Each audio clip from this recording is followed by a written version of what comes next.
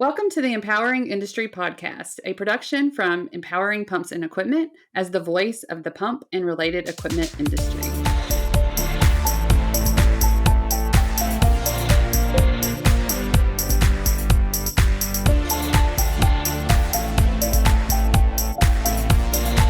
Everybody, and welcome to the Empowering Industry Podcast. I'm your host, Charlie Matthews, and I have a great guest like every week. I'm so excited to bring this particular guest. I haven't known her that long, but she has really been doing some amazing things in our industry. And so, Cheryl, I will turn it over to you now. Just introduce yourself and kind of tell everybody who you are and what you do. Hey, Charlie, so happy to be here with you. We've talked about this for, I don't know, a couple of years, right? But this is exciting. And so, hello, everybody. I'm Cheryl Merchant. I am the CEO and president of Takeo family of companies. And that means from our Vietnam, Italian, Czech Republic, Zurich, Canada, Texas, California, all over the world. I am the leader for all of those operations. I've been in this industry since January of 2019. I can't believe how 4 years flew by, but 2 years of pandemic, we don't even count them, right? And then supply chain, and now everybody wants to talk about the economy. So skipping all that bad news, I am loving it to death, and this is very exciting to work for Johnny Hazelwhite and here for Takeo. Yes, and I was going to ask you, how long has it been? So yeah, it was about 4 years ago, and you definitely have you've been on the Empowering Women podcast with us, and I was really excited to bring you on here because you are in the pump industry, and so how do you get there? I mean, can you tell us a little bit about the background and the journey of how you got into the pump industry? I can a little bit, but I got to tell you, I love being in the pump industry. So I have been an automotive rat for, I hate to even mention this, but 40 years now, 40 years since I took my first job starting with General Motors, then went to Ford, Mazda, worked for Lear Corporation. I've run plants from Mexico of 4,000 people to Canada, to multiple operations in Poland and England, and just been all over the world, and really, really enjoyed being able to see all those cultures. But I would hate if anybody from automotive would hear me say what I think of automotive industry. It's just too much of a dog eat dog. And, and the pump industry is just the most caring. I don't care if you're a supplier, a manufacturer, a customer, caring for that person out there that needs heat, needs water, or a hospital that's down, needs pumps, or a university. It doesn't matter. I mean, everybody jumps and helps. And that's what I really, really love about this industry. And how I got here, Johnny Hazelwhite. So I came to Rhode Island 25 years ago now, and I love it here in Rhode Island. But of course, I'm blessed to be able to travel everywhere. But Johnny and I have been friends that long. We were running two very strong manufacturing companies here in Rhode Island, and just, well, if you know John Hazelwhite, he loves the world, he loves everybody, he loves his country. He is a definite family man, and Takeo's part of that family. And we've talked about what we call the dream team for quite some time. So he came to me in 18 and said, "Your time's up." He might have done a little arm twisting at the beginning, but I was more than happy to jump on board and say, let's go. Yeah. And I think that family owned business and that feeling that you've created and he's created that you're now part of is really something special. And so being able to work in that environment, also with what we like to say, pumps are vital to life, right?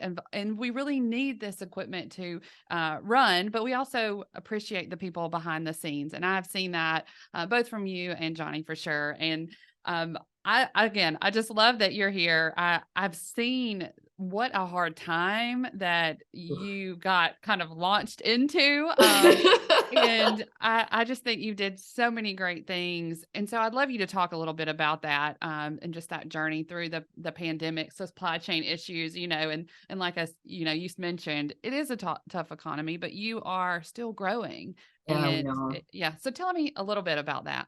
So yeah, and without getting too down in the dirty details, Johnny had stepped away from Takeo for a few years and came back in 18.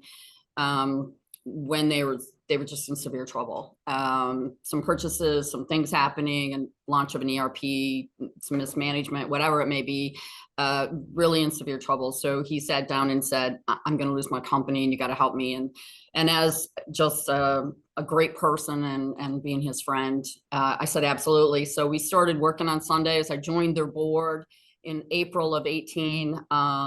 And at the same time as their new finance man. So we just dove in, started asking questions and started going to town. And it's been quite a turnaround. Johnny did amazing stabilizing. And the first thing to that was just to get everybody calm and say, I'm back. Don't worry. I'm not gonna let you guys, I'm not gonna lose you. And so he's the person everybody turns to. They believe him, they look to him. It's just an amazing relationship in here. So the amount of people that have been with him for 40 plus years. And so we came in, I came in on the board, and then in 19 joined and started traveling around with him. It didn't take too long to figure out that there's a driving enthusiasm to get better and to constantly be improving, and that pumps are for life. You know what, Charlie, during the pandemic, it was, we are essential, and we have to stay open because we cannot let people down. We cannot let our customers down.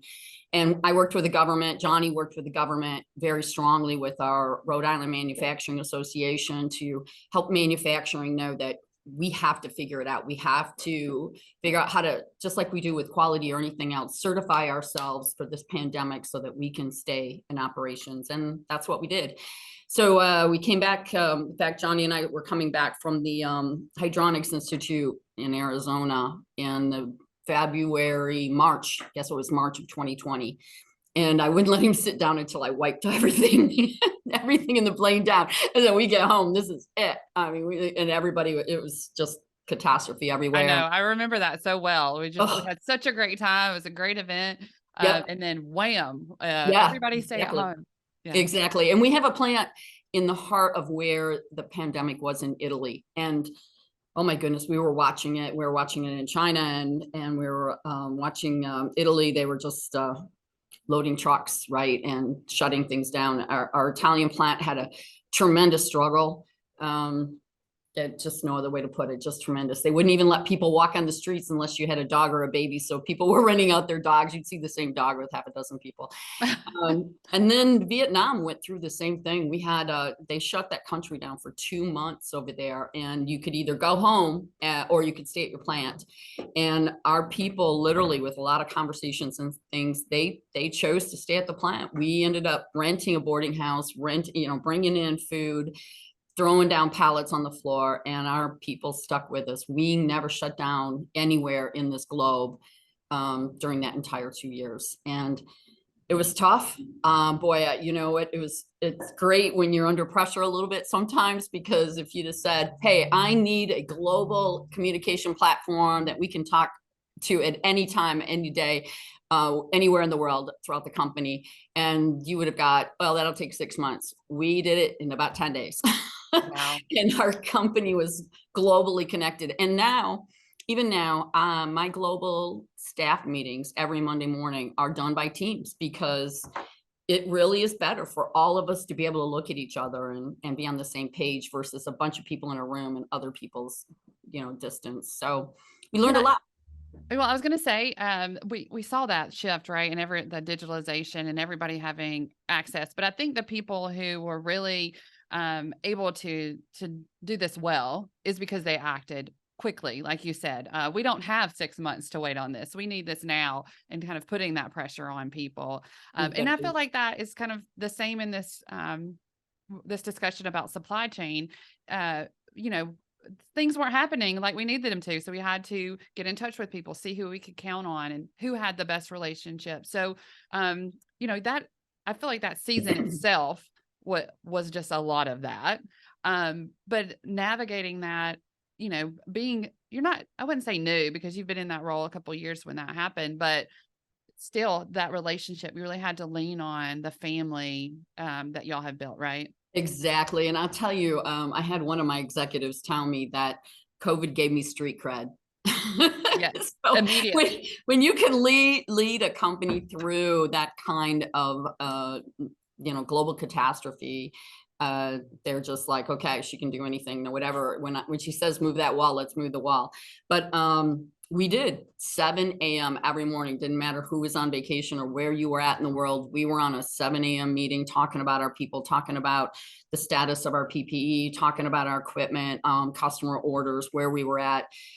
Johnny was there, I was there, and leading the team. But we had come home from that March trip, and you're right about acting fast, because we came home from that March trip in 2020, and we pulled everybody together and said, what do you think? This is what's going on. We can see Italy, we can see China, we can see this. And everybody went around the table, and lots of opinions. And that's really the normal way I work. I mean, we have a team of experts and we look at them.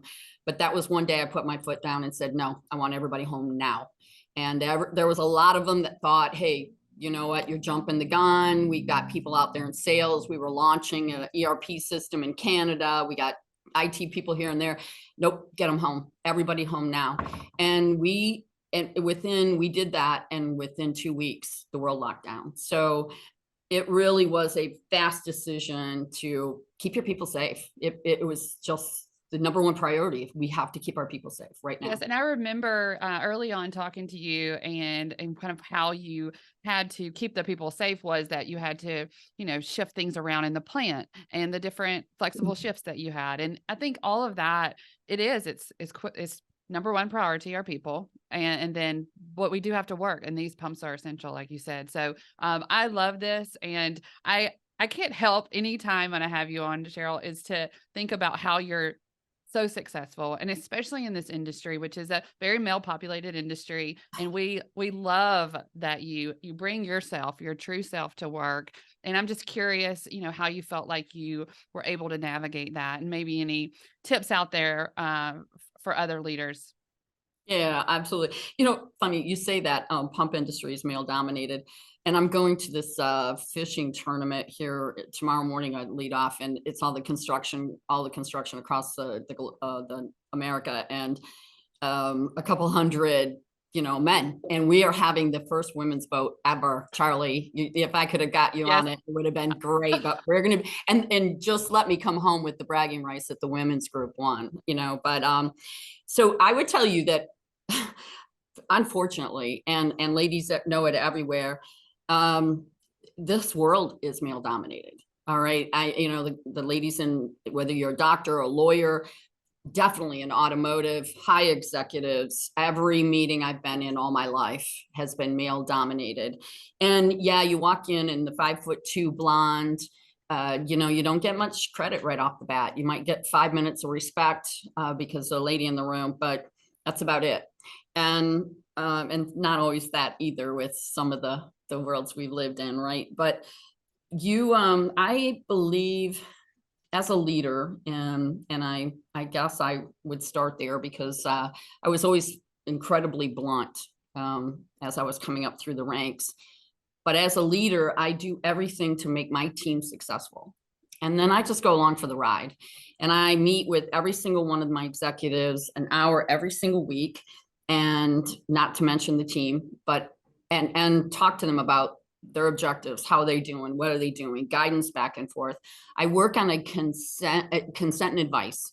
So allow me to give you some advice, but otherwise it's go. And don't come to me with the problem. Just, let's talk about what you're doing and how you're doing it. And maybe I can add something to it from my own experience, but otherwise support and absolutely give you everything you need to be successful. And that's really what, I don't care where in this globe you're at, that's what people want to do. I mean, they don't go to work and want to fail. They go to work and they want to be successful. And so I asked every employee here, do you know what you need to do to be successful every single day? I just met with my new group of orientation, and I told them that's the first thing they need to ask their boss. What do I need to do every single day to be successful? And if it's get a new customer, if it's build 100 quality parts, whatever it is, you need to be able to go home and say, man, I really kicked booty today. I hit it out of the park, because that's when you feel good. That's when you want to go back. That's when it's more than a job.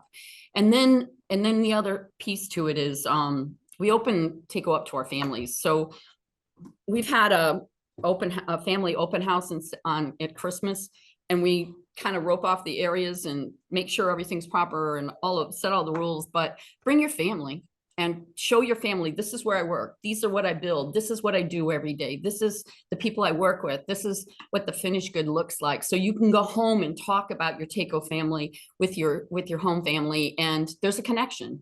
And so we have a lot of family events. We have a lot of the open houses so people can see each other, and it makes everyone that works here, it's more than a job.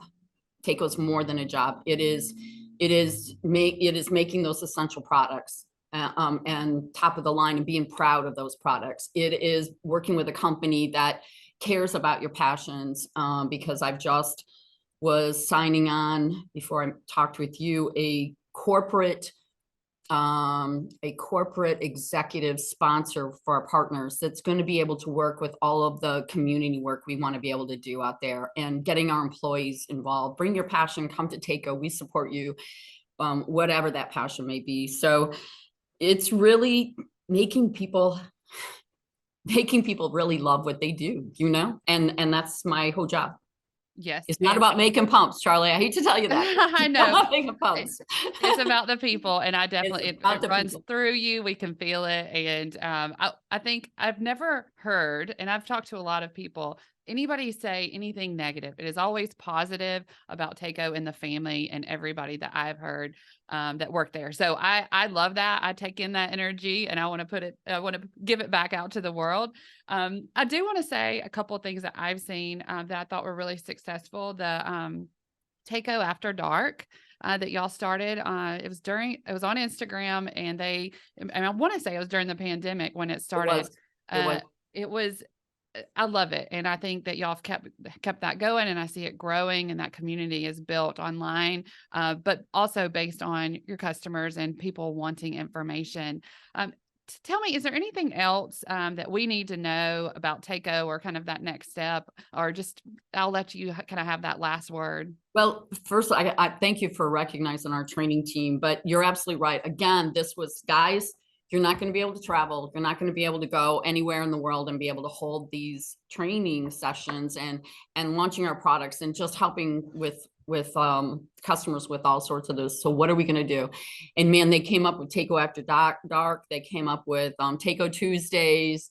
They hit on a whole bunch of things. It's like, bring your glass of bourbon and come sit with us, and we're going to give away t-shirts, and we're going to do stuff, and we're going to talk about pumps. They trained over 60,000 people a year during the pandemic for those each year. And that was that team. The leader sat down with his guys and said, what are we going to do? And they came up with all these different ideas. It was amazing, really, really amazing. So proud of those guys. And we did a lot of that. The different levels of people getting involved and taking things to, let's not give up. Even when we sat here in March and we said, okay, we just divided our staff in half. We just shut down. We're putting people into groups of 5. We're rotating. We can't eat in the cafeterias.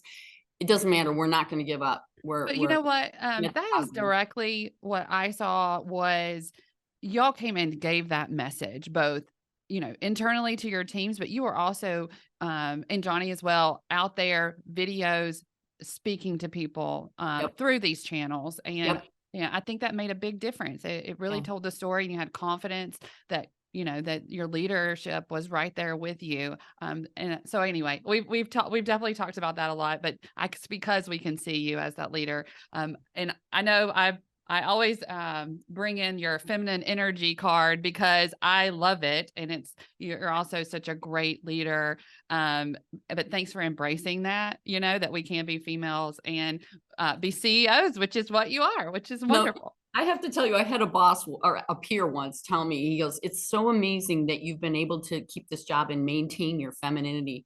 I'm like, what did you think I was going to do with it? You can't put it on a shelf, so it's really just being who you are. People look for you you're reading your eyes, you're honest, you walk your talk, you're as giving as in all aspects. But that's what's important, not whether you're male or female or black or white or yellow or whatever. It's being an honest, direct person.